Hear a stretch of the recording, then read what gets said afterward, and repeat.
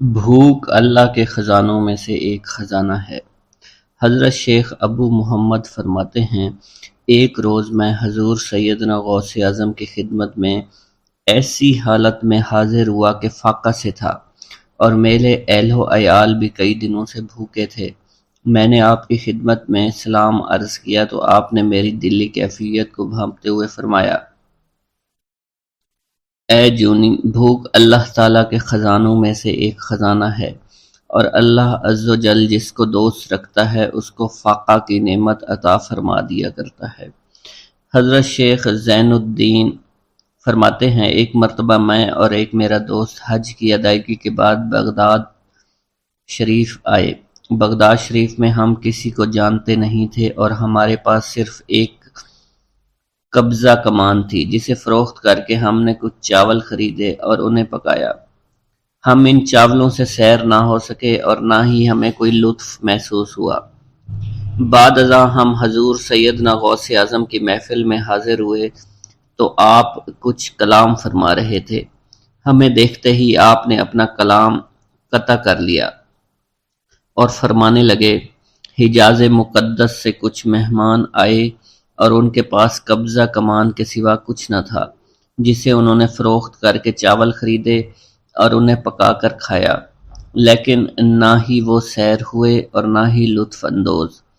حضرت شیخ زین الدین ابو الحسن علی بن ابو طاہر ابراہیم انصاری فرماتے ہیں، ہم نے جب حضور سیدنا غوث اعظم کا یہ کلام سنا تو ہم نہایت حیران ہوئے۔ محفل کے اختتام پر آپ نے دسترخوان بچھوایا۔ میں نے آہستگی سے اپنے دوست سے اس کی پسندیدہ چیز کے متعلق پوچھا تو اس نے کہا، حلوہ کھانا چاہتا ہے، اور میرے دل میں اس وقت شہد کی خواہش پیدا ہوئی۔ ابھی یہ سب کچھ ہمارے دلوں میں ہی تھا کہ حضور سیدنا غوث اعظم نے اپنے خادمین کو حکم دیا، جاؤ حلوہ شہد لے آؤ۔ خادمین نے حکم کی، تعمیل کی اور حلوہ اور شہد ہمارے سامنے لا کر رکھ دیا۔ آپ کا اس طرح ہمارے دلوں کی بات پر مطلع ہونے سے ہم حیران رہ گئے۔ حضرت ابو حفص عمر بن صالح بغدادی ایک مرتبہ اپنی اونٹنی کو ہانکتے ہوئے حضور سیدنا غوث اعظم کی خدمت میں حاضر ہوئے۔ عرض کرنے لگے، حضور، میں حج کے لیے بیت اللہ شریف جانا چاہتا ہوں، مگر میری یہ اونٹنی میرا ساتھ دینے کے قابل نہیں ہے، اور فی الحال میرے پاس کوئی دوسری سواری بھی نہیں ہے۔ آپ نے اس اونٹنی کی پشت پر ہاتھ پھیرا۔ اس کے بعد حضرت ابو حفص عمر بن صالح بغدادی نے اس اونٹنی کو ایڑی لگائی تو وہ اونٹنی بیت اللہ شریف تک بھاگتی ہی چلی گئی اور کوئی دوسری سواری اس کے قریب نہیں پہنچ سکی۔ حضرت ابو حامد فرماتے ہیں، میں ایک مرتبہ بغداد شریف میں حضور سیدنا غوث اعظم کی خدمت میں حاضر ہوا اور اپنا مصلی آپ کے نزدیک بچھا کر بیٹھ گیا۔ آپ نے مجھ سے فرمایا، اے حامد، تم عنقریب بادشاہوں کے دسترخوان پر بیٹھو گے۔ چنانچہ جب میں حران واپس پہنچا تو سلطان نور الدین زنگی نے مجھے اپنے پاس رہنے پر مجبور کر دیا اور مجھے اپنا مصاحب خاص مقرر کر دیا اور ناظم اوقاف مقرر فرمایا۔ حضرت شیخ ابو المظفر اسماعیل سے منقول ہے کہ ایک مرتبہ حضرت شیخ الہیتی بیمار ہو گئے۔ حضور سیدنا غوث اعظم ان کی عیادت کے لیے تشریف لائے۔ آپ نے ان کے نزدیک کھجور کے 2 درخت دیکھے جو 4 سال سے خشک تھے اور ان پر پھل نہیں آتا تھا۔ آپ نے ان درختوں کے نیچے بیٹھ کر وضو کیا اور 2 رکعت نماز ادا فرمائی۔ کچھ دن گزرنے کے بعد ان درختوں پر پھل لگ گئے اور وہ دوبارہ سے سرسبز و شاداب ہو گئے۔ جھولی کو میری بھر دو ورنہ کہے گی دنیا، ایسے سخی کا منگتا پھرتا ہے مارا مارا۔ مولانا عبد الرحمن جامی فرماتے ہیں، حضور سیدنا غوث اعظم کا ایک مرید آپ کے ہمراہ مسجد کی جانب جا رہا تھا۔ جمعہ کا دن تھا۔ اس دن کسی بھی شخص نے آپ کو دیکھ کر نہ سلام کیا، نہ ہی کچھ توجہ فرمائی۔ اس مرید کے دل میں خیال آیا کہ پہلے تو آپ جمعہ کی نماز کی ادائیگی کے لیے بڑی مشکل سے لوگوں کے ہجوم میں سے ہوتے ہوئے مسجد کی جانب تشریف لے جایا کرتے تھے، اور آج کوئی شخص بھی آپ کو سلام نہیں کر رہا ہے اور نہ آپ کے نزدیک آ رہا ہے۔ مولانا عبد الرحمن جامی فرماتے ہیں، ابھی یہ خیال اس مرید کے دل میں ہی تھا کہ حضور سیدنا غوث اعظم نے مسکرا کر اس مرید کو دیکھا، پھر لوگوں کا ایک جمع غفیر اکٹھا ہو گیا اور ہر کوئی آپ سے سلام کرنے کا خواہش مند تھا، یہاں تک کہ اس مرید اور آپ کے درمیان ہجوم حائل ہو گیا۔ اس مرید کے دل میں یہ خیال آیا کہ یہ پہلا حال اچھا تھا جب میں اور آپ تنہا تھے۔ مولانا عبد الرحمن جامی فرماتے ہیں، حضور سیدنا غوث اعظم شیخ عبد القادر جیلانی نے ایک مرتبہ پھر اس مرید کی دلی کیفیت کو بھانپتے ہوئے فرمایا، تمہیں معلوم نہیں لوگوں کے دل میری مٹھی میں ہیں، میں انہیں چاہوں تو پھیر دوں، چاہوں تو اپنی جانب متوجہ کر لوں۔ ایک مرتبہ ایک عورت حضور سیدنا غوث اعظم کی خدمت میں بیٹے کو لے کر حاضر ہوئی، عرض کیا میرے اس بیٹے کو آپ سے دلی لگاؤ ہے، آپ اسے اپنی غلامی میں قبول فرما لیں، میں اللہ عز و جل اور آپ کی خاطر اپنے بیٹے پر اپنے حق کو معاف کرتی ہوں۔ آپ نے اس لڑکے کو قبول فرما لیا۔ چند روز بعد وہ عورت اپنے بیٹے سے ملنے کے لیے آئی تو وہ لڑکا آپ کے حکم سے مجاہدات میں مشغول تھا اور بے حد کمزور اور لاغر ہو چکا تھا۔ اس عورت نے جب آپ کو دیکھا تو آپ اس وقت مرغی کا گوشت کھا رہے تھے، آپ کے سامنے ہڈیاں پڑی ہوئی تھی۔ اس عورت نے آپ سے کہا کہ آپ خود تو مرغی کھاتے ہیں جبکہ میرا بیٹا سخت مجاہدات میں مشغول ہے۔ آپ نے اس عورت کی بات سننے کے بعد ہڈیوں کی جانب اشارہ کیا اور حکم دیا، اللہ عز و جل کے حکم سے زندہ ہو جاؤ۔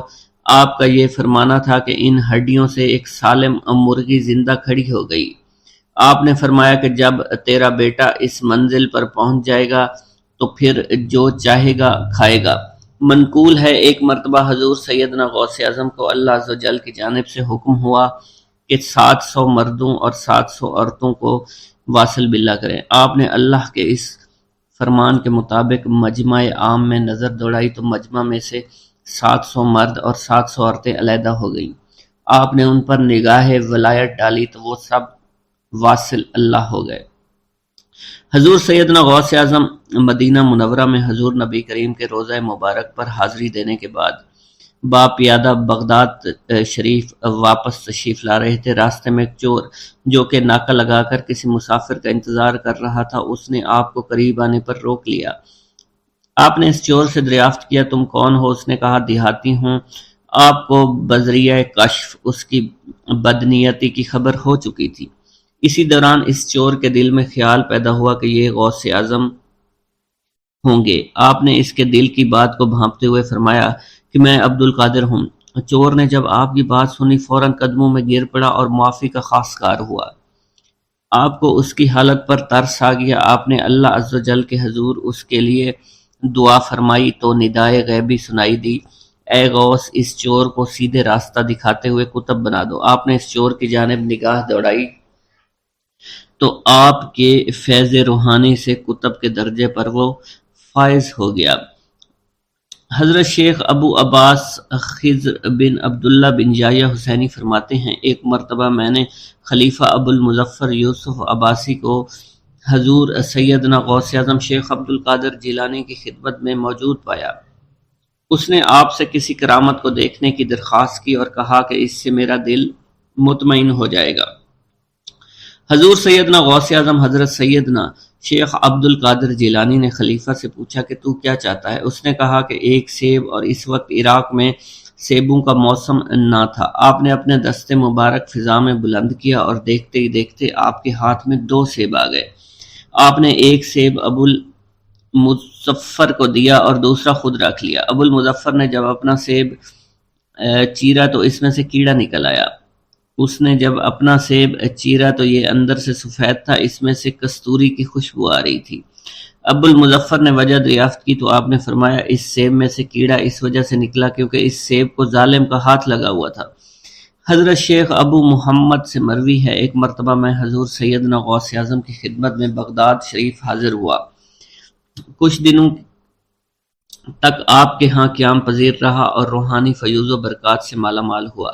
بعد ازاں جب میں واپس اپنے ملک مصر روانہ ہونا لگا تو آپ نے مجھ سے فرمایا کہ کبھی کسی سے کوئی چیز مت مانگنا۔ پھر آپ نے اپنی انگشت شہادت میرے منہ میں ڈالی اور فرمایا کہ اسے اچھی طرح چوسو۔ چنانچہ میں نے آپ کے فرمان کے مطابق ایسا ہی کیا۔ جب میں آپ سے اجازت لینے کے بعد واپس اپنے ملک مصر روانہ ہوا تو بغداد شریف سے مصر تک کی طویل مسافت کے دوران مجھے کچھ بھوک محسوس نہیں ہوئی، اور میں جوں جوں آگے بڑھتا رہا اپنے جسم میں توانائی کو پہلے سے زیادہ پاتا۔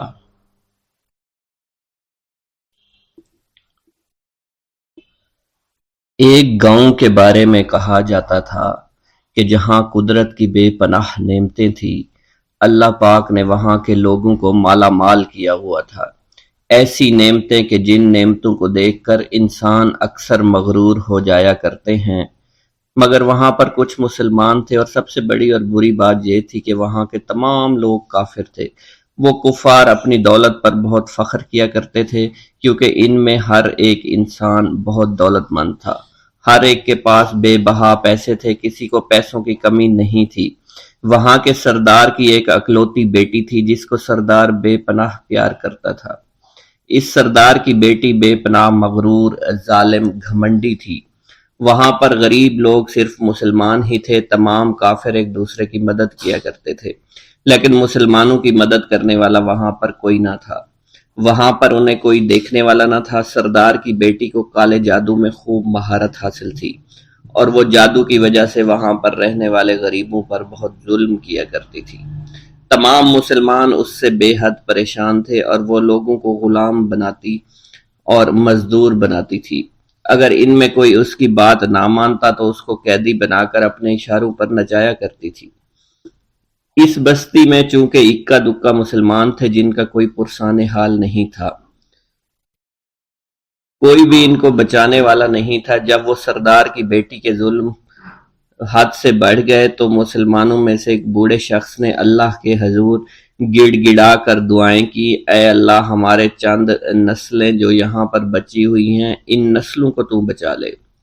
یہ سردار کی بیٹی جس نے ہمارا جینا دشوار کر رکھا ہے، یہاں کوئی بھی انسان ہمارا حال نہیں پوچھتا، اور نہ ہی ہمارے پاس مال و دولت ہے، اور نہ ہی ہمارے پاس جسمانی طاقت بچی ہے۔ یا اللہ، ہمارے لیے کوئی ایسا بندہ بھیج جو نہ صرف طاقتور ہو بلکہ اس جادوگرنی یعنی سردار کی بیٹی کو بھی ہرا سکے۔ اللہ رب العزت نے اس بوڑھے کی دعا کو قبول فرمایا، اور یوں اس جگہ پر ایک اللہ والے کو بھیج دیا، اور وہ اللہ والے ایسے ہی بستی میں داخل نہیں ہوئے، بلکہ ایک دن کچھ عجیب واقعہ ہوا۔ ان کافروں کا سردار جنگل میں سیر سپاٹے کرتے ہوئے نکلا تھا، بڑی شان سے چلتا ہوا وہ سفر کر رہا تھا۔ اچانک ایک زہریلا سانپ اس کے سامنے آیا۔ اس زہریلے سانپ نے بادشاہ کو ڈس لیا، اور وہ بے ہوش ہو کر زمین پر گر پڑا اور تڑپنے لگا۔ اس کے جو ساتھی تھے انہوں نے جب اپنے سردار کو یوں تڑپتا ہوا دیکھا اور سردار کی غیر حالت دیکھی تو کہ جسے ایک زہریلے سانپ نے کاٹ لیا ہے، تو وہ فوراً اسے اٹھا کر گھر لے آئے تاکہ اسے بچانے کے لیے کچھ کیا جا سکے۔ اس لڑکی نے اپنے باپ کی جب یہ حالت دیکھی تو اپنے آس پاس کے بڑے بڑے حکیموں کو بلایا، لیکن عجیب بات یہ تھی کہ لاکھ کوشش کے باوجود زہر نکالنے میں سارے ناکام ہو رہے تھے، اور زہر تیزی کے ساتھ اس کے جسم میں پھیلتا چلا جا رہا تھا۔ لیکن اسی وقت وہاں ایک درویش کی آمد ہوئی، ایک اللہ والے آئے، ان اللہ پاک نے اس مقصد کے تحت وہاں بھیجا تھا۔ اس اللہ کے ولی نے سردار کے گھر پر پہنچ کر دروازے کو کھٹکھٹایا۔ نوکروں نے پوچھا کون ہو، کس سے ملنا ہے؟ اس نے کہا میں نے سنا ہے کہ یہاں کے سردار کو سانپ نے ڈس لیا ہے۔ نوکر کہنے لگے کہ تمہیں کیسے پتا چلا کہ یہاں کے سردار کو سانپ نے ڈس لیا ہے؟ تم تو ہمیں اجنبی لگتے ہو، ہم نے تمہیں آج تک یہاں نہیں دیکھا ہے۔ اس نے کہا میں مسافر ہوں، اور مجھے خبر ملی ہے کہ یہاں کے سردار کو ایک زہریلے سانپ نے ڈس لیا ہے، اور کوئی بھی اس کا علاج نہیں کر پا رہا۔ نوکروں نے کہا تم کون ہو؟ اللہ والے نے کہا میں حکیم ہوں، اور میں ان کے علاج کی غرض سے یہاں آیا ہوں۔ وہ نوکر اللہ والے کی حالت دیکھ کر ہنسنے لگے، کیونکہ آپ نے پھٹے پرانے کپڑے پہن رکھے تھے اور دیکھنے سے بہت غریب معلوم ہوتے تھے۔ وہ نوکر کہنے لگے کہ اتنے بڑے سردار کا علاج کرو گے؟ ارے یہاں تو اس کے پاس بڑے بڑے حکیم بلائے گئے ہیں، ہمارے سردار کے پاس پیسوں کی کوئی کمی نہیں ہے، اور وہ تم جیسے غریب سے بھلا کیوں علاج کروائیں گے؟ درویش نے کہا اگر تم چاہتے ہو تمہارے سردار کی جان بچ جائے پھر مجھے اندر جانے دو۔ غلام کہنے لگا ٹھیک ہے ہم اندر جا کر اجازت لے کر آتے ہیں۔ نوکر اندر گئے، سردار کی بیٹی سے کہا ایک غریب آیا ہے، کپڑوں سے فقیر معلوم ہوتا ہے لیکن کہتا ہے میں سردار کا علاج کر سکتا ہوں اور میں سردار کا علاج کروں گا۔ جو زہر تیزی کے ساتھ جسم میں پھیل رہا ہے میں اس کو باہر نکال پھینک کروں گا۔ اس کی بیٹی کہنے لگی ٹھیک ہے بلا لو۔ جب وہ اللہ والے اس کے گھر کے اندر گئے تو دیکھا سردار تڑپ رہا تھا، ٹانگ کو بار بار بستر پر پٹخ رہا تھا۔ اللہ والے نے اس کے پیر کی طرف دیکھا جہاں سانپ نے اس کو کاٹا تھا، اسی جگہ اللہ والے نے تھوک دیا، فوراً وہاں سے بھاگ گئے۔ اس کے سارے سپاہی اس کی بیٹی دیکھ کر حیران رہ گئے کہ یہ بھلا کون سا دیوانہ ہے، کمرے میں آیا، علاج کی بجائے اسی جگہ پر تھوک دیا جہاں صرف کاٹا تھا اور بھاگ بھی گیا، اس کو کوئی گرفتار نہیں کر سکا۔ سردار کی بیٹی غصے میں تل ملا اٹھی کہ اس نے جو گستاخی کی ہے اس کی کوئی بات نہیں، تھوک کو میں صاف کروا دوں گی، مگر اس کو تو میں ابھی گرفتار کرواتی ہوں۔ اور اس نے اپنے سردار کے ایک نوکر سے کہا کہ اس تھوک کو صاف کرو۔ اس نوکر نے تھوک کو صاف کرنے کی بجائے اس کو اچھی طرح سے ٹانگ پر مل دیا۔ لڑکی نے کہا کیا کر رہے ہو؟ اس فقیر نے میرے باپ کی ٹانگ پر تھوک دیا، اب اس تھوک کو تم مل رہے ہو؟ حکیم نے اپنے ہاتھ کے اشارے سے سردار کے بیٹے کو روک دیا۔ جیسے اس تھوک کو سردار کی ٹانگ پر ملا گیا فوراً سارا زہر ختم ہو گیا۔ جو ٹانگ کٹنے کے قابل تھی وہ ٹانگ بالکل ٹھیک ہو چکی تھی، جو نیلی پڑ چکی تھی اب اصلی حالت میں آہستہ آہستہ واپس آ رہی تھی۔ اور جب وہ قبیلے کا سردار بالکل ٹھیک ہو گیا، ہوش میں آ گیا تو حیران رہ گیا۔ اسے بتایا کہ فقیر بابا کے تھوک کی وجہ سے آپ ٹھیک ہوئے ہیں۔ اس نے کہا وہ بزرگ تو ہمارے لیے مسیحا ہے، تم لوگوں نے انہیں جانے کیوں دیا؟ انہیں میرے پاس لے کر آؤ، انہوں نے ہم پر بہت بڑا احسان کیا ہے، ہم اس کے احسان کا بدلہ ضرور چکائیں گے۔ اس کی بیٹی جو خاموشی سے باپ کو دیکھ رہی تھی اس نے کچھ بھی نہ کہا۔ گاؤں کے سردار کے کہنے پر سارے سپاہی اللہ والے کو ڈھونڈنے کے لیے نکل گئے۔ وہ چاروں طرف پھیل گئے لیکن کہیں بھی اللہ والے کا پتہ نہیں چل رہا تھا۔ پھر جب سپاہی تلاش کرتے کرتے جنگل میں داخل ہوئے، وہاں ایک درخت کے نیچے ایک آدمی کو عبادت کرتے ہوئے دیکھا۔ وہ غور سے اس کو دیکھ رہے تھے اور کہہ رہے تھے یہ کس طرح کی عبادت کر رہے ہیں؟ ہم لوگ تو اپنے بتوں کے آگے ہاتھ جوڑتے ہیں، یہ نہ جانے کس کو سجدہ کر رہے ہیں۔ خیر، عبادت کے فوراً بعد اللہ والے کو پکڑ لیا، گاؤں کے سردار کے سامنے پیش کیا۔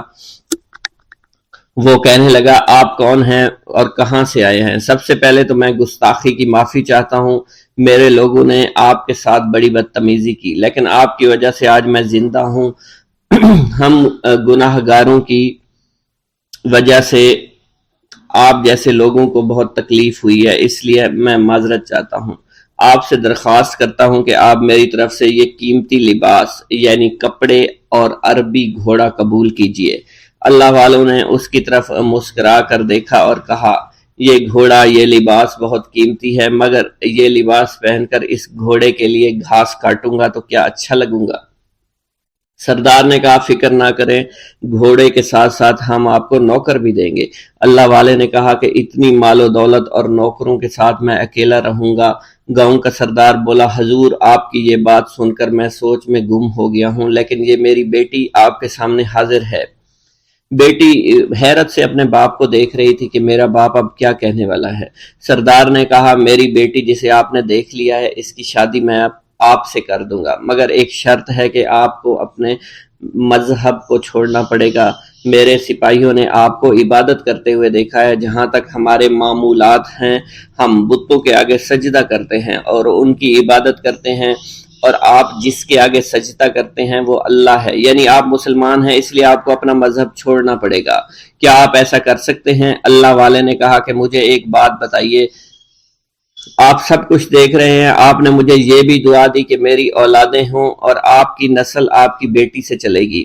مجھے ایک بات بتائیں، اگر ان بچوں میں سے کسی بچے کو خدا نخواستہ کچھ ہو گیا تو کس کو رونا پڑے گا؟ سردار نے جواب دیا اگر خدا نہ خواستہ کچھ ایسا ہوا تو رونا مجھ کو ہی پڑے گا۔ اللہ والا نے مسکرا کر کہا اگر یہ سارا مال لے کر مجھے رونا ہی پڑا تو آپ اپنا گھوڑا، اپنی دولت، اپنی بیٹی، ہر چیز اپنے پاس رکھ لو۔ میں خوش ہوں، میں مسلمان ہوں، میں ٹھیک ہوں۔ اگر یہ تمام چیزیں لے کر مجھے اپنا محلہ چھوڑنا پڑے تو میں اپنی جان دے کر بھی اپنے مذہب کو نہیں چھوڑوں گا۔ جس طرح آپ نے مجھے نوازا ہے، میں اسی رب کے دین کو چھوڑ کر چلا جاؤں گا۔ صرف چند پیسوں کی خاطر میں ہر دن پیسہ نہیں کر سکتا، اور اپنی درویشی میں بہت خوش ہوں۔ اللہ نے مجھے جس مقصد کے لیے بھیجا تھا وہ میرا مقصد پورا ہو جائے گا۔ گاؤں کے سردار نے پوچھا، یہ کہہ کر وہ اللہ والے جانے لگے تو سردار نے درویش کو رک جانے کا کہا اور کہنے لگے میں نے مال دے کر تمہیں آزمایا اور تمہیں پرکھا، لیکن تم اپنے مذہب کو چھوڑنے پر راضی نہیں ہو۔ اگر تم یہی سب کرنے آئے تھے تو تمہیں اس بات کا ڈر نہیں؟ کیا تم نہیں جانتے ہم کتنے طاقتور ہیں، اور میری بیٹی اپنے عمل میں اتنی ماہر ہے کہ تمہیں یہاں کھڑے کھڑے ابھی جنگلی جانور بنا سکتی ہے۔ اللہ والے نے کہا کہ اس نے جنگلی جانور کمزور لوگوں کو بنایا ہوگا، یہ مجھے جانور بنا کر تو دکھائے۔ اس سے پہلے کہ گاؤں کا سردار اپنی بیٹی سے کچھ کہتا کہ اس پر وار کرو، اللہ والے نے جادوگرنی پر ایسی پھونک ماری کہ وہ اسی وقت ایک بہت بڑی چھپکلی بن گئی۔ وہ کچھ بھی نہیں کر پا رہی تھی، وہ چھپکلی اتنی بڑی تھی کہ وہاں پر جتنے بھی انسان کھڑے تھے ان سب میں سب سے زیادہ اونچا اس کا قد تھا۔ وہ چھپکلی اللہ والے کے پاس آئی، اپنا زہر اس پر اگلنا چاہتی تھی کہ اسی وقت اس نے اس کے منہ پر تھوک دیا۔ تھوکنے کی دیر تھی، وہ چھپکلی جلنے لگی اور جس سے گرمی کی وجہ سے اس کا چہرہ پگھل رہا تھا، اس کا چہرہ جل کر کالا ہو چکا تھا۔ وہ مرنے والی تھی کہ سردار دوڑتا ہوا قدموں میں آ کر گر پڑا اور معافی مانگنے لگا اور کہنے لگا حضور اس گستاخی کے لیے میں معذرت خواہ ہوں، آپ مجھے معاف کر دو، میں نے سچ میں آپ کو بہت کمزور سمجھا تھا، آپ کو آپ کا مذہب سے ہٹانا چاہا تھا۔ اگر میری بیٹی ٹھیک ہو جائے تو میں سچ کہتا ہوں یہاں پر جتنے لوگ ہیں ہم پوری کی پوری بستی مسلمان ہو جائیں گے۔ اللہ والے نے کہا کہ ہم تمہیں اپنے دین میں شامل کرنے کے لیے یہ سب نہیں کر رہے، بلکہ تم لوگ مسلمان بھائیوں پر جو ظلم کرتے ہو وہ ظلم کو ختم کرنے کے لیے ہم یہاں آئے ہیں۔ ہمارے دین میں جبر اور ظلم نہیں۔ اگر تمہارے بیٹی سے انسان بن کر سدھر جاتی ہے تو اس کو اس کی اصلی حالت میں لانے کے لیے میں خود کو اللہ کی بارگاہ میں پیش کروں گا اور دعا کروں گا۔ سردار کہنے لگا کہ ہاں میری بیٹی اصلی حالت میں اگر آ جائے تو پھر ہم کسی پر ظلم و ستم نہیں کریں گے، اور میں دل سے اپنی بیٹی کے لیے معافی چاہتا ہوں۔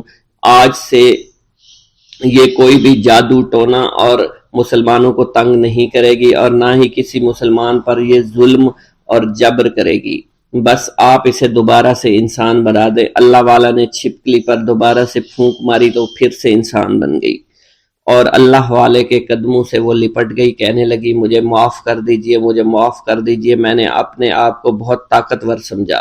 اس لڑکی کا آدھا چہرہ جل چکا تھا اور کالا ہو چکا تھا۔ وہ کہنے لگی کہ آج اپنے باپ کے ساتھ میں آپ کے دست مبارک پر مسلمان ہونا چاہتی ہوں۔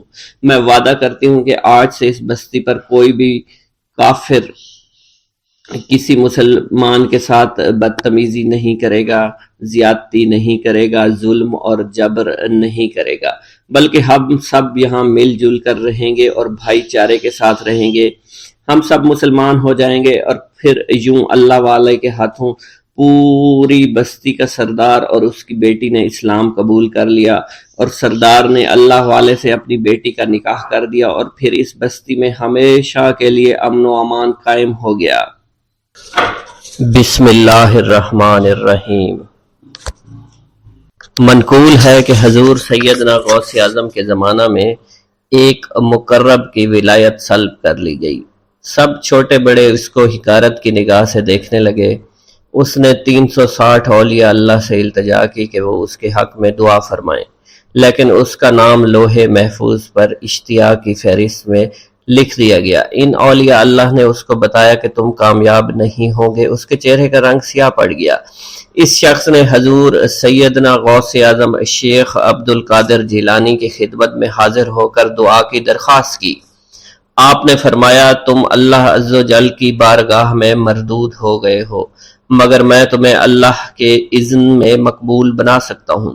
پھر حضور سیدنا غوث اعظم نے اس کے لیے بارگاہ الہی میں دعا فرمائی تو غیب سے ندا آئی، کیا تمہیں معلوم ہے کہ تم سے پہلے بھی 360 اولیاء اللہ اس کے لیے سفارش کر چکے ہیں، لیکن اس کا نام لوح محفوظ پر اشتیاق کی فہرست میں لکھا جا چکا ہے۔ یا الہی تو مردود کو مقبول، مقبول کو مردود بنانے پر قادر ہے۔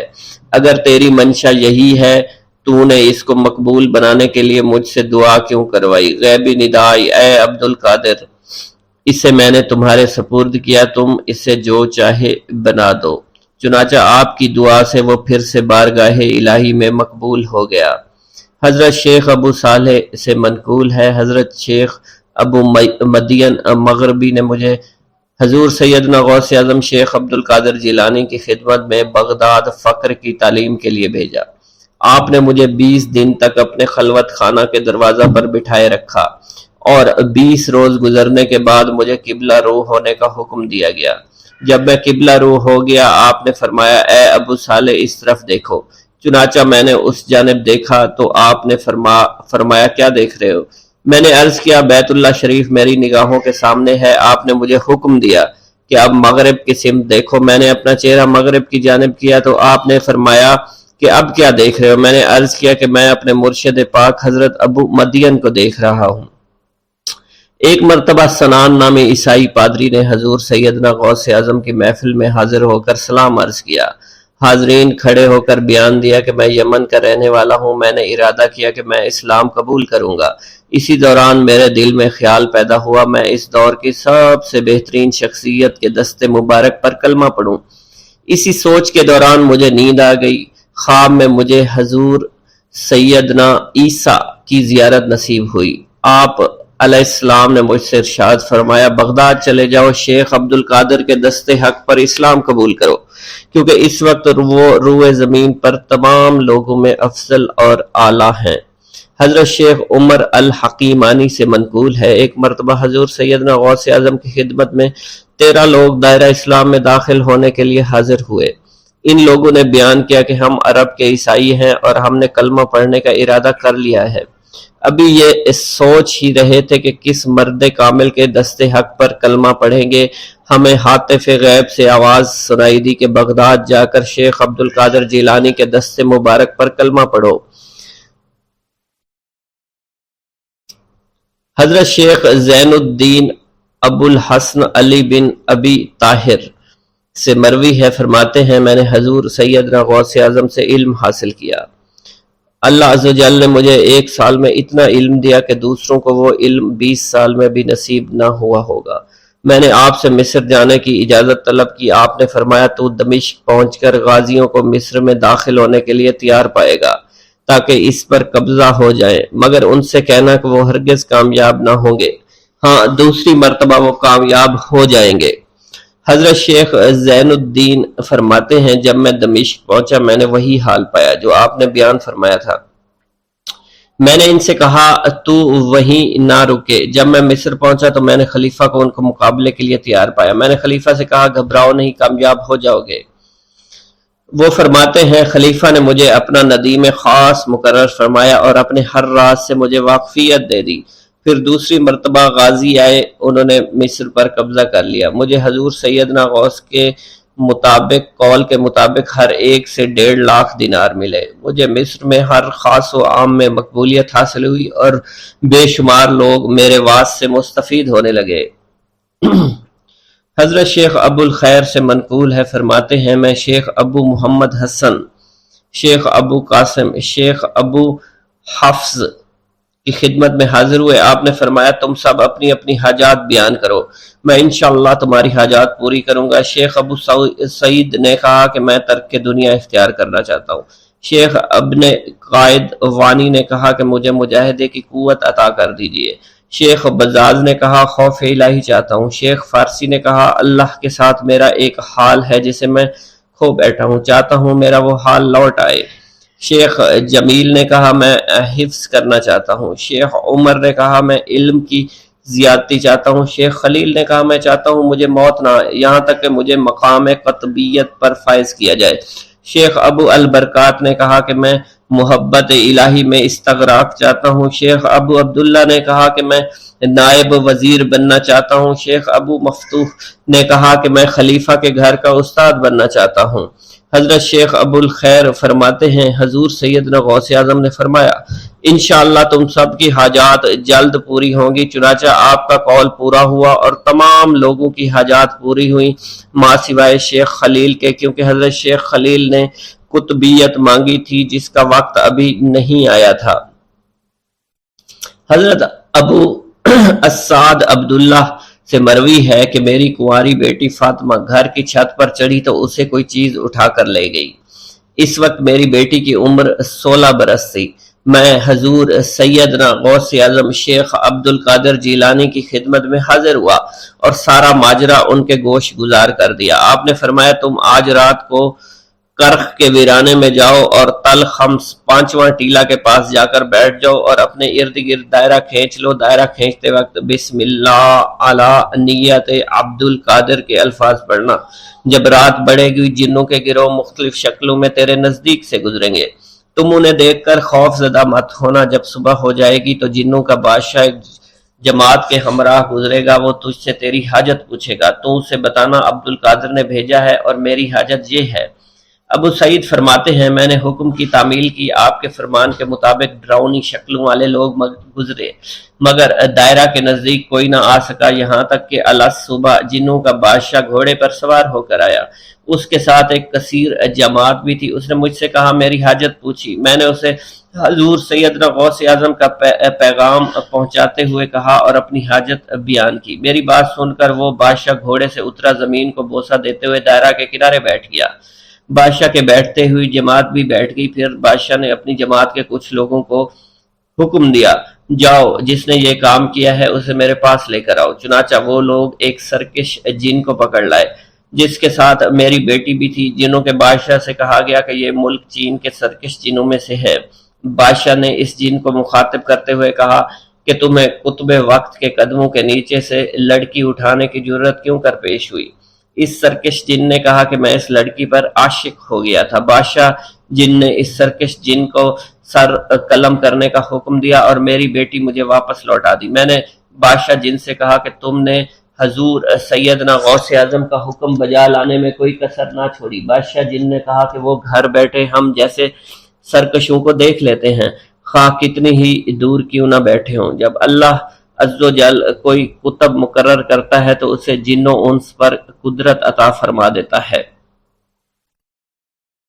تفریح الخاطر میں منقول ہے حضور سیدنا غوث اعظم کے وصال کے بعد ایک شخص جو کہ عرصہ دراز سے مرشد کامل کی تلاش میں تھا اور وہ آپ کا شورا سننے کے بعد آپ کی خدمت میں بغداد شریف پہنچا۔ جب اس شخص کو معلوم ہوا کہ آپ وصال فرما گئے ہیں تو وہ آپ کی قبر مبارک پر حاضر ہوا اور آداب زیارت بجا لایا۔ آپ اپنی قبر مبارک سے باہر تشریف لائے، اس کا ہاتھ پکڑ کر اسے سلسلہ عالیہ قادریہ میں بیعت فرما دیا اور اس کی جانب خصوصی توجہ فرمائی۔ حضرت ابو بکر ارکیمی فرماتے ہیں میں ابتدائی عمر میں شتر بانی کا کام کیا کرتا تھا۔ ایک مرتبہ مجھے ایک شخص کے ساتھ حج کرنے کا اتفاق ہوا۔ اس شخص کو یہ خطرہ لاحق ہوا کہ وہ عنقریب مر جائے گا۔ اس نے مجھے ایک چادر اور 10 دینار دیے اور فرمایا یہ میری امانت، تم بغداد شریف واپس جا کر حضور سیدنا غوث اعظم شیخ عبد القادر جیلانی رحمۃ اللہ علیہ کی خدمت میں پیش کر دینا۔ حضرت ابو بکر الکیمی فرماتے ہیں کہ میں اس وصیت کے کچھ دنوں بعد اس شخص کا انتقال ہو گیا۔ میں جب بغداد شریف تشریف لایا تو لالچ میں پھنس گیا۔ میرے دل میں خیال آیا ان چیزوں کے متعلق کسی کو کچھ علم نہیں ہے، چنانچہ میں نے وہ چادر اور 10 دینار اپنے پاس رکھ لیے۔ ایک دن میں بازار سے گزر رہا تھا، میری ملاقات حضور سیدنا غوث اعظم سے ہوئی۔ میں نے آپ کو سلام کیا، آپ نے میرا ہاتھ پکڑ کر فرمایا تم نے 10 دیناروں کے لیے بھی اللہ کا خوف نہیں کیا، میری امانت اپنے پاس رکھ لی اور میرے پاس اپنی آمد و رفت بھی ختم کر لی۔ حضرت ابو بکر ارکیمی فرماتے ہیں کہ حضور سیدنا غوث اعظم کی بات سن کر مجھ پر غشی طاری ہو گئی اور جب مجھے ہوش آیا میں نے وہ چادر اور 10 دینار لا کر آپ کی خدمت میں پیش کیے اور معافی کا خواستگار ہوا۔ واللہ عالم۔ بسم اللہ الرحمن الرحیم۔ السلام علیکم۔ حضور سیدنا غوث اعظم فرماتے ہیں، میں 10 برس کی عمر میں اپنے شہر کے مکتب میں حصول علم کے لیے جایا کرتا تھا۔ اس وقت میرے ساتھ ملائکہ بھی ہوتے تھے جو میرے آگے پیچھے میری حفاظت کی غرض سے چلتے تھے۔ جب میں مدرسہ پہنچتا تھا تو وہ بار بار منادی کرتے تھے، اللہ کے ولی کے لیے جگہ خالی کر دو۔ چنانچہ وہ میرے لیے جگہ خالی کر دیتے تھے۔ ایک مرتبہ میں نے ایک ایسے شخص کو دیکھا جس نے فرشتوں کی آواز سن کر کہا کہ یہ نہایت معزز گھرانے کا فرد ہے اور عن قریب اس کو وہ عظمت اور بزرگی حاصل ہوگی جس میں کوئی مزاحمت نہ ہوگی۔ اس کو ایسا قرب نصیب ہوگا کہ اس کو کوئی فریب نہ دے سکے گا۔ پھر 40 برس بعد میں نے اس شخص کو پہچانا، وہ شخص ابدالوں میں سے تھا۔ حضرت شیخ ابو سعود احمد بن ابی بکر سے مروی ہے، حضور سیدنا غوث اعظم نے فرمایا، میں 25 سال تک تنہا عراق کے بیابانوں میں پھرتا رہا۔ میں لوگوں کو نہ جانتا تھا، لوگ مجھے نہیں جانتے تھے۔ اسی دوران میرے پاس رجال الغیب اور جنات تشریف لائے جنہیں میں طریقت اور رسول اللہ کی تعلیم دیا کرتا تھا۔ ابتدا میں جب میں عراق میں داخل ہوا تو حضرت خضر میرے ہم سفر تھے اور میں انہیں اس وقت سے پہچانتا نہیں تھا۔ ان کے ساتھ میرا معاہدہ ہوا کہ میں ان کے کسی حکم کی خلاف ورزی نہیں کروں گا۔ ایک مرتبہ انہوں نے مجھے ایک جگہ بیٹھنے کا حکم دیا، میں اسی جگہ 3 سال بیٹھا رہا۔ سال میں ایک مرتبہ حضرت خضر میرے پاس تشریف لاتے اور فرماتے، یہی تیرا مقام ہے جہاں تجھے پہنچایا گیا ہے۔ اس عرصہ کے دوران تمام نفسانی خواہشات مجھ پر انسانی شکل میں وارد ہوئیں، لیکن اللہ نے مجھے ہر موقع پر استقامت عطا فرمائی اور مجھے ان خرافات سے بچائے رکھا۔ ابتدا میں میرا نفس مجاہدہ کا کوئی طریقہ اختیار کرتا تو میں اس پر قائم ہو جایا کرتا تھا اور کسی چیز کو قبول نہیں کرتا تھا۔ ایک طویل مدت تک اپنا گلا گھونٹتے ہوئے میں نے مدائن کے جنگلوں میں مجاہدات میں مشغول رہا۔ حضور سیدنا غوث اعظم فرماتے ہیں، میں نے اپنے نفس کو مختلف مجاہدوں اور ریاستوں اور مشقتوں میں ڈالے رکھا۔ 1 سال تک میں گری ہوئی چیزیں اٹھا کر کھاتا رہا، اسی دوسرے سال میں صرف پانی پر گزارا کرتا رہا اور تیسرے سال میں نے کچھ نہ کھایا اور نہ پیا نہ ہی سویا۔ ایک مرتبہ شدید سردی کی وجہ سے میں ایوان کسریٰ کے کھنڈرات میں سویا تو رات بھر میں 40 مرتبہ احتلام ہوا۔ میں نے ہر مرتبہ دریائے دجلہ پر جا کر غسل فرمایا، پھر نیند کے خوف سے محل کے اوپر ایک ویران جگہ پر چڑھ گیا اور وہاں 2 سال تک قیام کیا، حتیٰ کہ سردی کے سوا کوئی شے کھانے کو میسر نہیں تھی۔ حضور سیدنا غوث اعظم فرماتے ہیں، ہر سال ایک بزرگ آتے اور وہ مجھے اونی جبہ دے کر چلے جاتے۔ اسی طرح میں نے بے شمار طریقوں سے دنیا اور نفس سے چھٹکارا حاصل کرنے کی کوشش کی۔ لوگ مجھے دیوانہ سمجھتے تھے، میں برہنہ جسم جنگلوں میں چلا جاتا، کانٹوں پر لوٹا شور مچایا کرتا، میرے تمام بدن سے خون جاری ہو جایا کرتا۔ لوگ مجھے اٹھا کر شفا خانے لے جایا کرتے جہاں میری حالت مزید بگڑ جایا کرتی۔ ایک وقت ایسا آیا جب مجھ میں اور مردہ میں کوئی فرق نہ تھا۔ لوگ کفن لے آئے اور غسال کو بلوایا کہ وہ مجھے غسل دے۔ ابھی انہوں نے مجھے غسل دینے کے لیے ایک تختہ پر لٹایا، میری حالت درست ہو گئی، میں اٹھ کھڑا ہوا۔ طریقت کی ان پرخطر راہوں میں نہ تو میں کبھی خوف زدہ ہوا، نہ کبھی میرا نفس مجھ پر غالب پا سکا اور نہ ہی دنیا کی آسائش مجھے حیران کر سکی۔ حضور سید غوث اعظم فرماتے ہیں، شیطان نے میرے گرد بے شمار جال بچھائے۔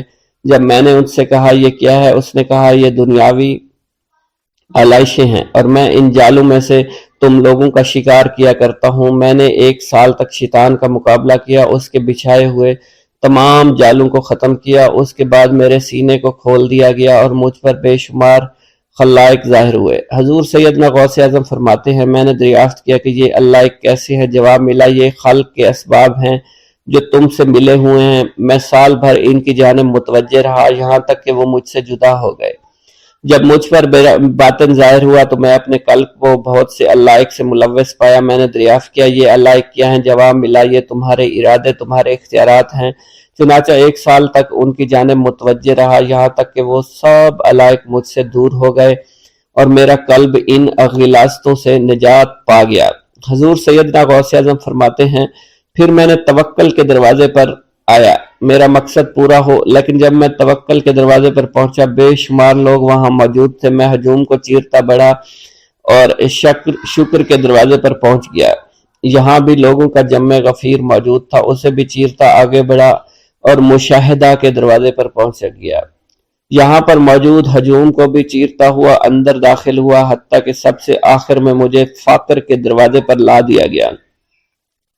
فقر کا دروازہ خالی تھا۔ جب میں اس دروازے میں داخل ہوا تو دیکھا جن جن چیزوں کو میں نے ترک کیا تھا وہ سب یہاں موجود تھی۔ یہاں مجھے ایک بہت بڑے روحانی خزانے کی فتوحات سے نوازا گیا۔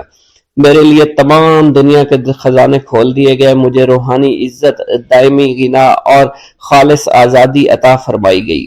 میری تمام چیزیں جو میری ہستی اور میری صفات سب معدوم ہو گئی تھی، وہ میری ہستی کی جگہ کسی اور نے لے لی تھی۔ حضرت شیخ ابو سعید مخزومی نے حضور سیدنا غوث اعظم کو خرقہ خلافت سے نوازا اور فرمایا: اے عبد القادر، یہ وہ خرقہ ہے جو حضور نبی کریم صلی اللہ علیہ وسلم نے سیدنا علی المرتضیٰ کو عطا فرمایا۔ سیدنا علی المرتضیٰ نے یہ خرقہ خواجہ حسن بصری کو عطا فرمایا، جس سے ہوتا ہوا یہ مجھ تک پہنچا، اور یہ تمہاری امانت تھی جو میں نے تم تک پہنچا دی۔ حضور سیدنا غوث اعظم نے جب خرقہ مبارک کو زیب تن کیا تو آپ پر بے شمار انوار و تجلیات کی بارش ہونا شروع ہو گئی۔